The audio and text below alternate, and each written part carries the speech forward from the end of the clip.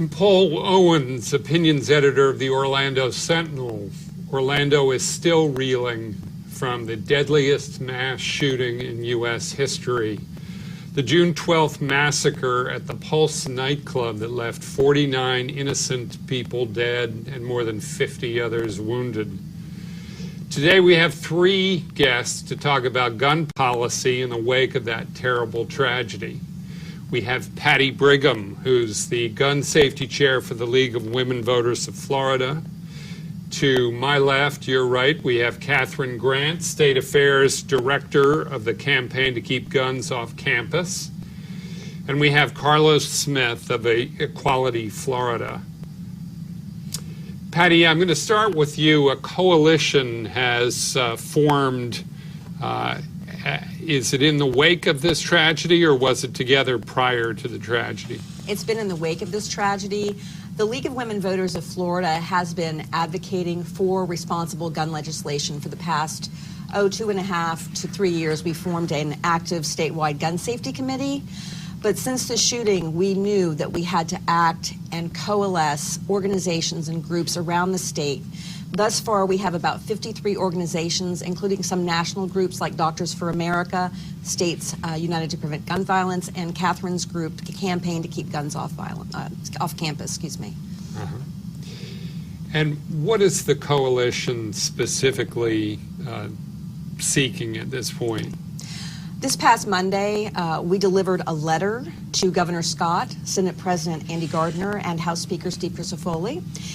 And in this letter, we announced our coalition, the Florida Coalition to Prevent Gun Violence. And we've made a request that they call a special session of our legislature within 14 days. The deadline would be July the 4th. And that they address two legislative pieces that are urgently needing to be addressed. One is an assault weapons ban, and the second being expanding background checks to close the gun show loophole and the internet loophole. Now,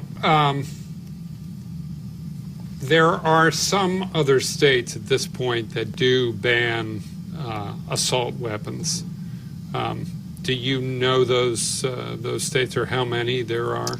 I think there are 7 or 8. They're actually listed in the letter: California, Connecticut, New York, as some examples. Mm-hmm. And this idea isn't new. Mm-hmm. Banning dangerous things like assault weapons at state level obviously has been tried before and very successfully. Mm-hmm. So we believe that this is an appropriate response to a growing epidemic of gun violence in our state, and obviously in response to the tragedy at Pulse. Mm-hmm. Mm-hmm. Now, of those states that have assault weapons bans in place, are any of them led by a Republican governor or governed by a Republican legislature? I would have to check to see exactly when the California ban was instituted, and I would say that might have been under a Republican governor. So I can't answer that specifically. I mean, obviously New York and Connecticut would be representative of Democratic governors. Mm-hmm. Could be. Yeah. Yeah. The Florida legislature, for folks who have been following them the last few years, the trend in the Florida legislature has been toward expanding gun rights mm-hmm. rather than restricting or placing restrictions, mm-hmm. no matter how reasonable advocates might consider them. Mm-hmm. So I'm wondering, what is the realistic expectation of action from a legislature mm-hmm. that has a long record, or at least a record stretching back the last decade or so of mm-hmm. expanding gun rights? Well, we do know the past 2 years that we have beat back 2 or 3 very bad gun bills. This year, campus carry, open carry, and a stand your ground expansion. So as Catherine knows, and Carlos, it is possible to beat the gun lobby in its backyard. And we've been doing that in Florida, and we intend to continue, because our coalition is not going to stop on July 4th. We are going to continue to expand it to bring the attention of this issue to the greater public, that the fact is that our legislators really need to be answering to the public and not to the special interests of the gun lobby. Absolutely. Yeah, and to Patricia's point, What we've seen in the last legislative session is the first legislative session in recent memory where the NRA has not gotten every single thing that they wanted. And that is in a Republican-led and dominated Florida legislature. We saw the campus carry bill failed, was killed in the Florida Senate. The same thing happened to the attempts to expand Stand Your Ground. Same thing happened to the attempt to bring open carry to the state of Florida. The reason that's changing is because voters' attitudes in Florida are changing. The political landscape is changing with Florida Senate redistricting that has basically put some Republicans in a more moderate perspective, that they want to advocate for things that their districts care about, which is not anymore a super red Republican district. Many of them are competing in more moderate districts, so that's kind of changed the politics around this. And certainly this recent massacre is now a call to action, to not just to bring us in a new direction and at less of a defensive position, but put us in an offensive position where we're now broadening the coalition of the usual communities who have been advocating for gun safety laws. This is an issue that is now across the spectrum, not just disproportionately impacting the Black and African American community, but also the Latino community. A supermajority of the 49 victims at Pulse Massacre were young Latino men. They were also mostly LGBTQ, so now the LGBT community is starting to coalesce around gun safety, and that's really important that we broaden the coalition, because with a broader coalition there's more political power, and it doesn't just apply to ethnic or minority communities.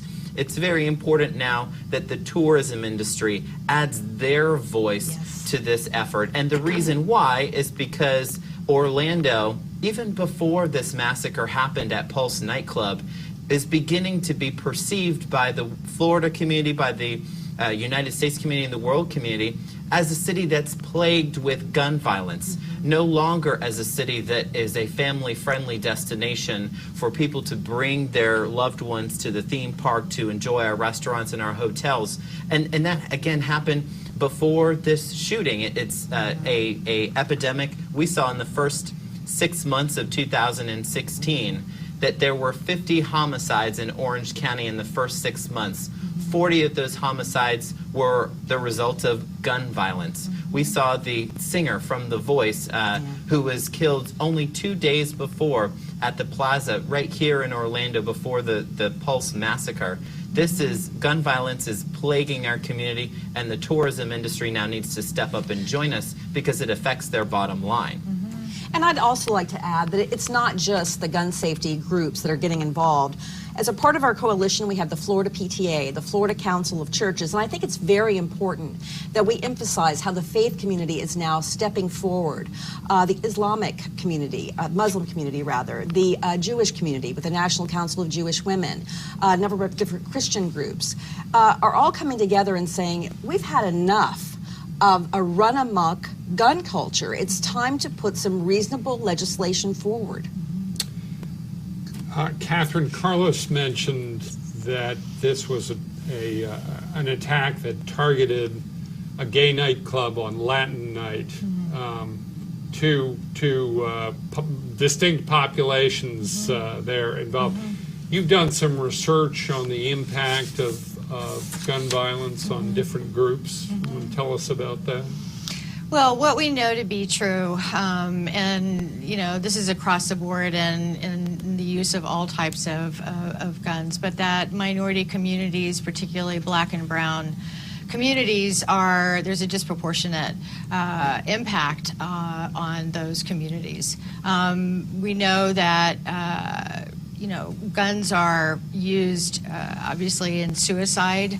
The numbers around suicide are extremely concerning, and the reason why guns are used is because of their lethality, obviously, success rate. And within that population, we're looking at young people. So again, between the ages of 18 and 24, we're seeing skyrocketing incident rates of suicide. So when we talk about gun violence, obviously we're talking about it within the context of, the tragedy last week. But there are broad implications.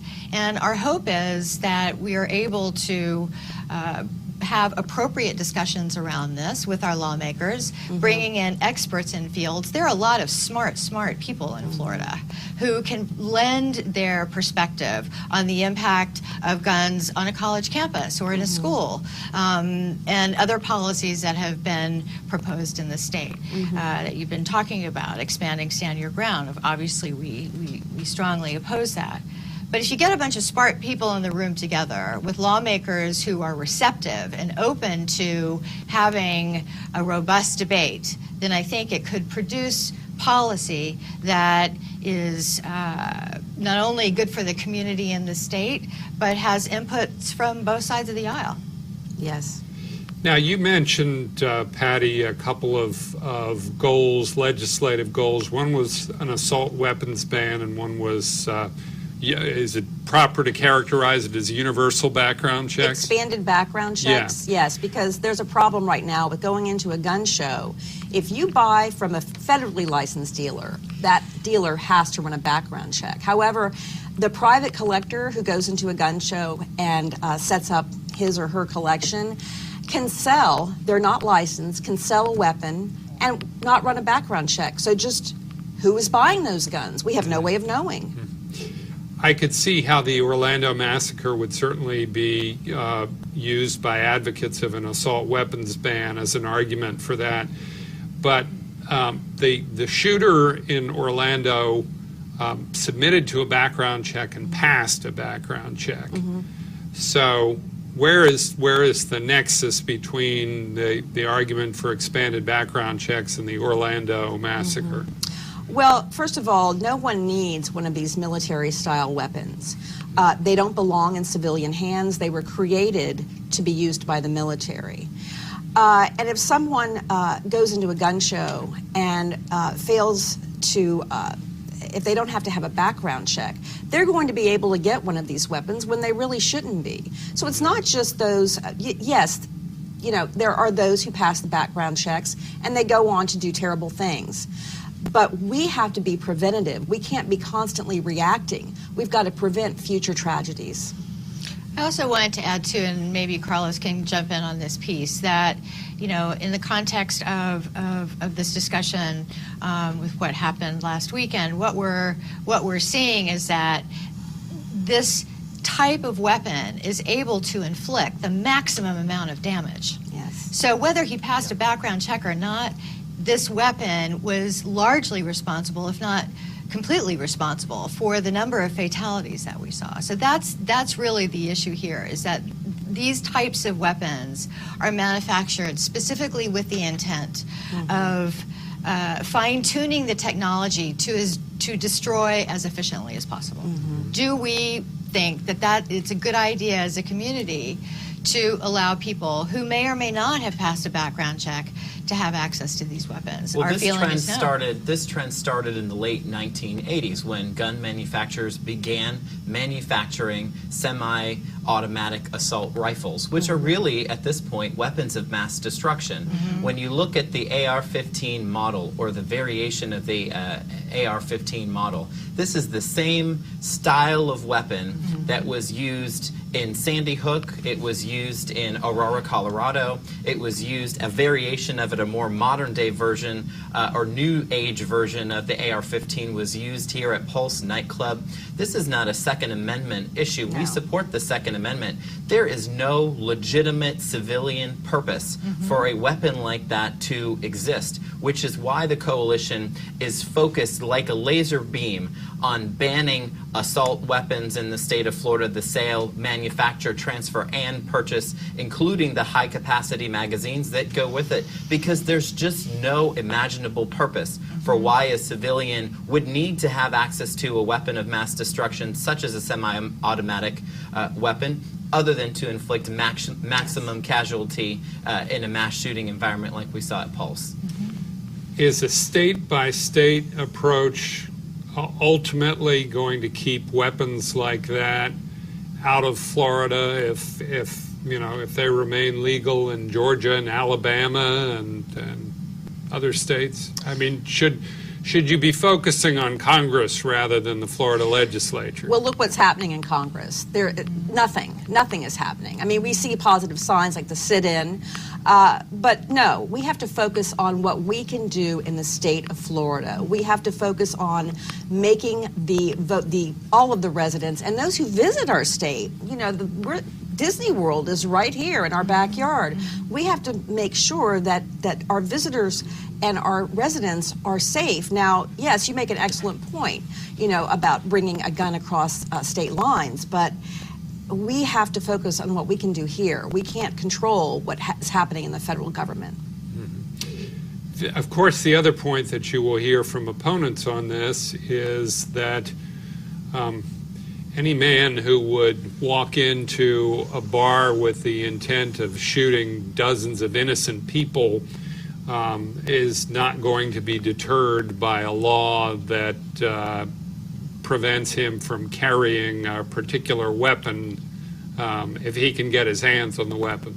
Well, that's exactly what our call to action is it's to prevent someone like this deranged gunman who is a radical American homophobe, is what he was, from being able to purchase it. If you stop manufacturing these weapons, if you stop making them available to the public for them to use for no reasonable civilian purpose, then they won't have access to those weapons. Sure, the state of Florida is where we need to start. Is it better to not have a patchwork quilt of different laws in different states? Absolutely. But look, this is about making it harder for criminals and deranged maniacs like this gunman to have access to it. And what about the assault weapons that are already in circulation? I've heard figures of something like 10 million that are in circulation in the United States. Well, I mean, certainly what the proposal that we are putting forward and what we are asking for, which is the flat-out ban on the sale, purchase, and transfer of these weapons, is the start. We don't know exactly. This is going to be in the legislature's hands if they can call a special session for how they're going to deal with the existing weapons that are out there. That is part of the conversation, and it's part of the dialogue that needs to happen. But the flat-out ban is the starting point for sure. And what would you say to those folks who, including our governor, who have argued that this is the issue here is not the availability of guns, it's terrorism. The shooter in Orlando claimed allegiance to ISIS and to the leader of ISIS as he carried out the attack. Well, you said it just right. He claimed allegiance to ISIS and claimed allegiance to radical Islamic terror. But based on what we've seen so far and based on the stories that we have heard, back to my original statement, the guy was a radical American-born homophobe who specifically targeted LGBT people, who specifically targeted a Latino night and had an axe to grind with that community. I don't know exactly what his motivation was, whether this was some sort of internal hatred, some type of internal homophobia that perhaps was directed inward, or it may have simply been a homophobia that was directed outwards at others. But the bottom line is that while the LGBT community needs to understand, we have a lot of work to do to be able to finally to have real acceptance across the spectrum with all different communities, including religious communities. The reason something like this really happened is not because anti-LGBT animus is on the rise. It's not. It's on the decline. It's because the gun and the laws that we have are so permissive to someone who has a radical idea like he had and who basically have the ideology of hate just kind of brainwashing their minds that they have access to weapons of mass destruction. That is the real problem. And I would like to add that isn't every mass shooting an act of terrorism? Wasn't Sandy Hook an act of terrorism, domestic terrorism, a hate crime? The fact is that we have a gun problem in our country, and we need to start dealing with that issue. We've turned our country, our states, into a battlefield. People dying every single day from gun violence, not necessarily mass shootings, but domestic violence shootings, suicides, as Catherine pointed out. There's just, there has to be a stopping point. Does do your priorities go beyond assault weapons and background checks? Would you like to see anything done on other kinds of guns, pistols? I would say that right now, as Carlos said, we are laser focused on these two proposals regarding the assault weapons ban and the expanded background checks. That is our laser focus right now, that we believe address the issues that address the kinds of guns in crisis situations, address the kind of lax laws we have that can be used the way we saw at the Pulse nightclub. Our coalition going forward, we are not going away. We will remain fluid and continue to address proactive gun legislation. Frankly, it's really time for that in Florida. It's really time to stop being on the defensive and fighting bad gun laws, but to start putting forward good, smart proposals. We are not anti-Second Amendment. We believe in responsible gun legislation. This should not be a partisan issue. This is about gun safety. It's about responsible gun ownership. It's about public safety. Because you will, of course, run into opposition from people who fear a slippery slope in gun regulation. That's always the argument. That's always going to be the argument. Yeah, it always will be, because since 1998, gun manufacturers have spent close to $40 million on lobbying state legislatures and Congress. That is an exorbitant amount of money to help them advance their radical right-wing agenda. But the reality is that we, as a coalition, are laser focused on these two proposals to ban these assault weapons and also make sure that we have expanded universal background checks, because they are achievable goals. They are supported by a supermajority of the electorate who stand with this coalition, that these are common sense gun safety proposals that must be enacted to protect our public and keep our communities safe. The polling and the electorate in Florida is also with us against some of these pro-gun measures. 70% of Floridians reject the idea of allowing students to bring guns on college campuses. The only reason this continues to happen is it is an intentional political distraction by the Florida legislature, who does not want the conversation to be about background checks. They don't want it to be about sensible gun reform. They want to distract the entire public with proposals that people don't even support, that the own members of the NRA don't even support. It's a distraction. That's right. 74% of NRA members support expanded background checks. Catherine, in the time that we have left, are there any lessons that can be drawn from other states that have preceded Florida in passing some of these limits that Patty has talked about?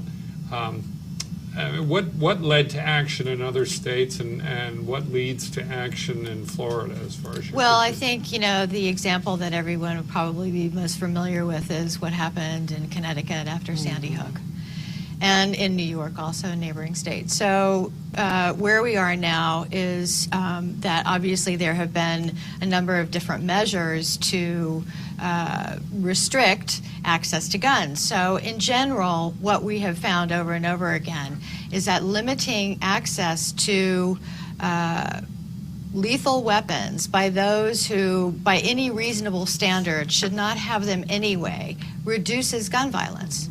So here in Florida, we believe that we will see the same thing happen, is that we are going to restrict people who shouldn't have a gun in the home or shouldn't have access to a gun for a variety of reasons, and we're going to see a drop in gun violence rates. And where do you see the role of the governor in this? I see it as and I'm going to quote John Lewis here from the floor last night in the extraordinary demonstration of concern on the U.S. House floor. I hope that he sees this as a moral responsibility. And I hope that he sees this as an accountability that he has towards the people of Florida who have elected him and who have entrusted the public safety of our state to him. Yes. Absolutely. And where are our state officials on this? We're not hearing from them. The eyes of Florida, the eyes of really the nation and the world are on them. Why aren't we hearing from them? What are they doing? Why aren't they listening to the people of Florida? Why aren't they addressing gun violence? Well, we need to at least have a dialogue. As a member of the coalition, Equality Florida is standing with everyone who's calling for gun safety measures, but Equality Florida has also reached out directly to the governor, and we have requested a meeting with the governor so that we can have a dialogue and we can talk about how Florida's entire community, but also how the LGBTQ community in Florida can move forward from this tragedy and how we can work together to make sure that something like this does not happen ever again. We are waiting to hear back from the governor. We certainly expect, because he has been impacted by this tragedy. We've seen it on his face. We've heard it through his words that he's made publicly, that we expect he will, in the very least, meet with the largest LGBT civil rights group in our state after this horrific hate crime massacre against our community. Okay. Well, we are just about out of time. I'd like to thank the three of you for joining us today. For the Orlando Sentinel, I'm Paul Owens.